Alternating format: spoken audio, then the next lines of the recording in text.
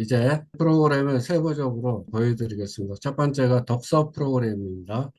독서 프로그램의 메인은 정답 있는 독서입니다. 활동지들이 보이죠. 1단계부터 6단계까지 돼 있고 독서의 목표는 한 달에 한 권 읽기입니다. 다독 아닙니다. 한 달에 한 권 읽기고 한 권을 거의 씹어먹듯이 읽도록 하는 거고 그 내용을 이해하라는 것이 아니고 책들의 성격은 다 다르지만 그 다른 책들을 어떻게 읽어낼 수 있는지 어떤 관점에서 볼 때 더 새로운 것들이 보이는지를 트레이닝 시키는 코스가 바로 정답 있는 독서입니다.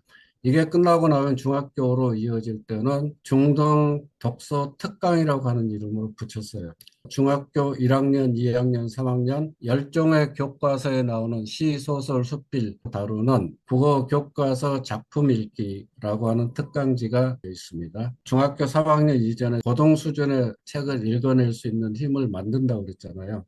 프로세스를 쭉 따라오면 검브리지 세계사, 코스모스, 사피엔스, 청균세 이런 정도로 읽어 나갈 수 있을 텐데요. 코스모스나 사피엔스 7, 800페이지 되는 책을 완독을 하고 나면 아이들이 읽는 것에 대한 두려움이 사라집니다. 그러면 고등학교 올라가서 고난도의 책이 나온다고 하더라도 두려움이 없어진다. 그 정도까지 끝내겠다는 것이 저희 독서의 목표입니다.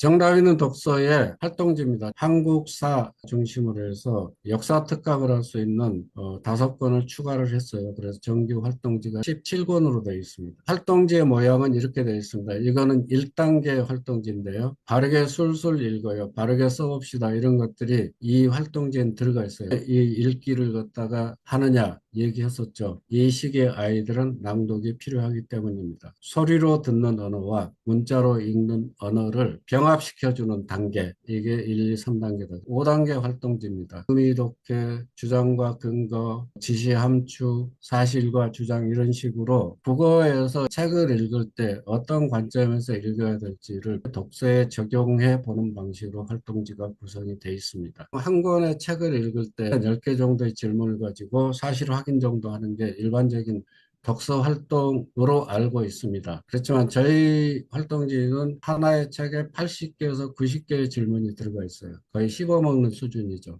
원장님들이 질문해 준다고 생각을 해보시면 그거는 불가능합니다. 그렇기 때문에 원장님들 또는 선생님들을 대신해서 저희가 질문을 만들어 놨다. 그 질문에 대해서 디테일한 해설이 필요하겠죠. 정독 클럽 활동지 사용 설명서 또 각 책별로 정답과 해설 또 읽기 가이드 제공이 됩니다. 선생님들이 스스로 해야 되는 부담을 완화시켰다. 이게 특징이라고 볼 수 있습니다.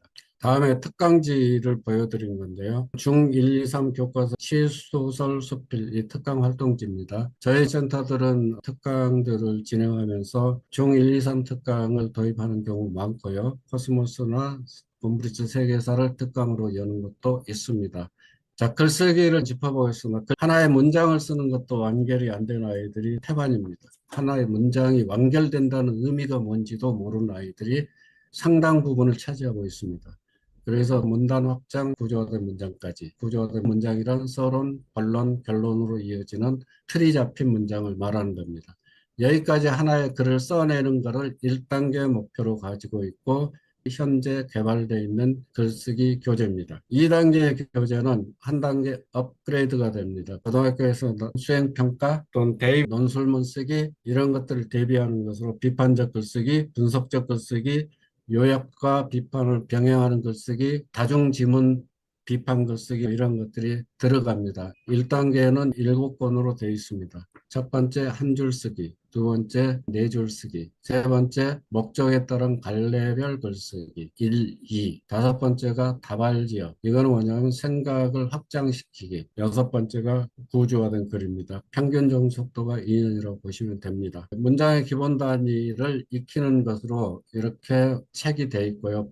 문장의 기본 구조, 발음 문장, 문장 확장, 표현 연습, 연결어를 활용한 확장, 뭐 이런 것들이 연습하는 겁니다. 두 번째, 네 문장 쓰기는 앞에서 쓴 한 문장들을 네 개를까지 써보는 겁니다. 네 개를 그냥 쓰는 게 아니고 첫 번째 내 의견 제시, 두 번째 이유 제시, 세 번째 사례 제시, 네 번째 강조하기. 이런 패턴을 쓰다 보면 사고가 틀이 잡히게 됩니다. 다음에 갈래별 쓰기가 들어갑니다. 앞에서 썼던 것들이 기반이 되겠죠.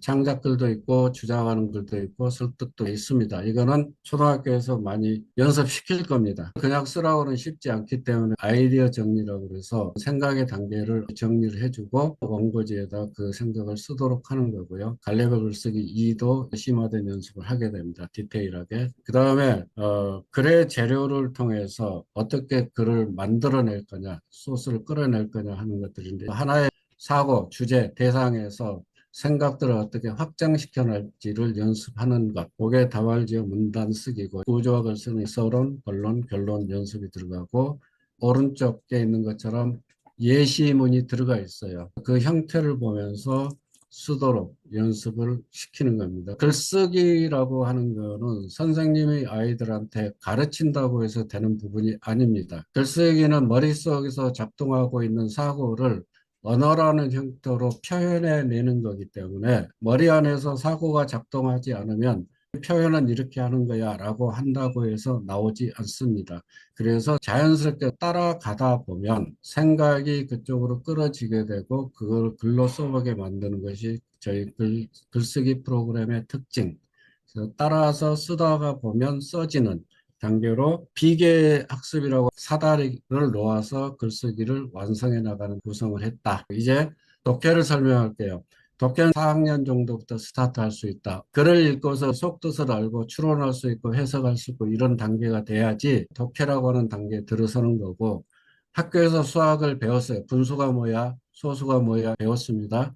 그거를 실제 문제에 적용해서 연습을 계속 시키죠. 근데 그거는 분명 교과서에서 배웁니다. 저희는 프레임이라고 얘기를 했지만 그거에서는 그 말조차 없어요. 그냥 사실고사장 이렇게 배웁니다. 이걸 배웠을 때 적용을 해보고 자기 걸로 체화시키는 연습 프로그램이 대한민국에는 없습니다. 그 프레임 국어는 그거를 연습시키는 2년짜리 과정이고 그게 끝나야만이 비문학 심화 독해가 가능하다. 이런 것도 준비되지 않은 애들한테 비문학이 중요하다 그래 비문학 읽힌다고 그래서 비문학이 들어오냐 안 들어옵니다. 그냥 읽고 끝나버립니다. 그러면 문해력이 향상되냐 독해력이 향상되냐 국어 성적으로 이어지는 안 이어집니다. 아까 얘기했듯이 시험에 대비가 되는 부분이다. 국어 교과서에서 배우는 것들이기 때문에 여기에 플러스 문법과 어휘 오천은 당연히 독서가 됐든 독해가 됐든 필요한 요소라는 것. 그래서 프레임 국어는 온라인 프로그램이에요. 왼쪽에 요약하기 의미도 이렇게 쭉 써있죠. 이게 프레임들입니다. 이 방식으로 오른쪽 화면에 있는 것처럼 온라인에서 연습을 하고요. 이걸 아이가 체크를 하게 되면 선생님은 그 아이의 화면을 검토를 할 수 있게 되고 첫 번째 맞으면 까맣, 두 번째 맞으면 파랗게, 세 번째 맞췄다는 빨갛게 나옵니다. 빨간 동그라미로 표시가 되어 있다. 그거는 이 아이가 모른다라고 빨갛고 파란 것만 선생님 질문해 주면 됩니다. 그러면 그거를 선생님이 가르치라는 거냐? 가르치라는 것이 아닙니다. 질문을 해주라는 거예요. 너 이거 처음에 어떻게 썼니? 왜 그렇게 썼니? 이걸 어떻게 해석했니? 라고 질문해주고 그 아이가 대답해다 보면 자기가 스스로 느끼는 바가 있고 문제를 풀고 나면 그 문제에 대한 해설이 뜨게 되어 있습니다.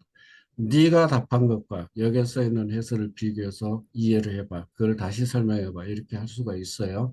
1대1로도 가능하고 그룹으로도 가능합니다. 물론 수업 방법은 교육이 있습니다. 온라인이 끝난 그 후에 대해서 언어 노트가 돼 있고요. 이 노트에서 단어를 새로 익힌다든지 하게 돼 있고 요약하기라고 하는 것이 따로 들어가 있습니다. 특히 시험을 볼 때는 요약하기는 핵심입니다. 요약하기는 별도로 노트에서 연습하도록 돼 있다. 프레임 국어의 과정이 2년이라고 그랬죠. 총 8개 레벨로 돼 있고 한 레벨당 24개 호로 돼 있고 한 호당 15개 문제가 있고 그 15개 문제는 각 프레임들이 즉 글을 읽는 관점이 다르게 문제가 구조화돼 있다. 총 3,000개 정도의 지문을 공략하게 됩니다. 1단계 지문 같은 경우는 500자 내외예요. 엄마들 그런 얘기예요. 500자 가지고 무슨 독해가 됩니까? 제가 답변을 드릴게요. 독해가 완벽하게 되려면 한 단락을 완벽하게 소화해낼 수 있는 힘이 있어야 됩니다. 한 단락이 대개 300자에서 500자 사이입니다. 짧은 글을 이해를 못하고 짧은 글을 독해해내지 못한 아이는 긴 글을 독해할 수가 없습니다. 학교에서 배우는 연습 프로그램입니다. 자기 몸에 체화시키는 프로그램입니다. 라고 얘기한 게 그 이유입니다.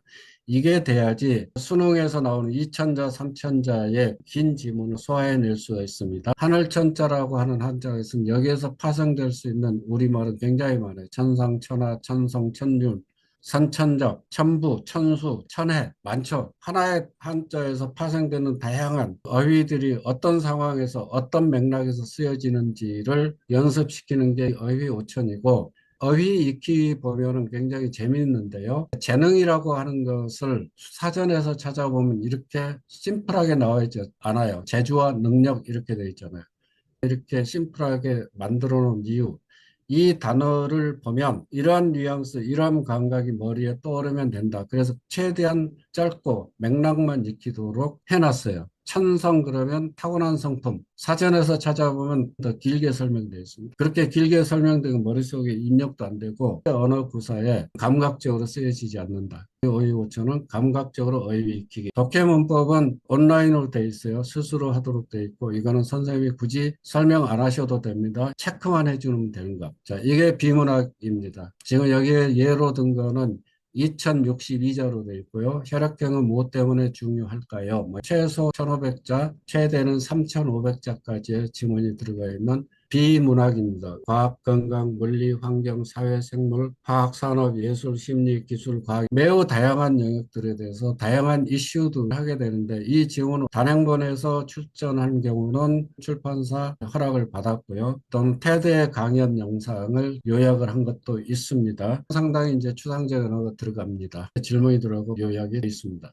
비문학은 독해라고 하는 영역에 속해 있고 완벽하게 돼야지 비문학이 소화가 된다. 그냥 비문학 지문을 많이 읽는다고 소화되는 게 아니다. 이 부분 인지하셨으면 좋겠습니다. 저희가 문해력 진단 프로그램이 있는데요. 문해력 진단하면 이렇게 보고서가 나옵니다. 전국 비교, 내가 어느 정도 수준에 하는지 또는 각 영역별 어휘, 구조, 의미, 문장 표현 측면에서 이해도가 어떤지 그 프레임별로는 어떤지 문학적이나 비문학적인 지문에서 소화 능력 이런 것들을 같이 보게 됩니다. 데이터를 해석하기가 쉽지 않을 거예요. 그래서 제미나이를 훈련을 시켰습니다. CPS 문해력 코칭 전문가라고 해서 제미나이 넣어놨어요. 링크를 보내드리면 여기에다가 입력을 하면 한 페이지 이상의 보고서가 쭉 나올 겁니다. 즉 저거는 데이터가 보여주는 거고 얘가 보여주는 거는 설명을 보여주는 거예요. 여러분들이 그걸 보시면서 데이터와 평가 같이 상담을 하신다면 다시 생각해 보시기 바랍니다. 나의 학원의 성향, 내가 어떻게 갈 것인가를 보시고 독서와 독해, 어느 쪽을 우선적으로 선택할까, 같이 할까 이런 부분을 학원의 상황을 보시면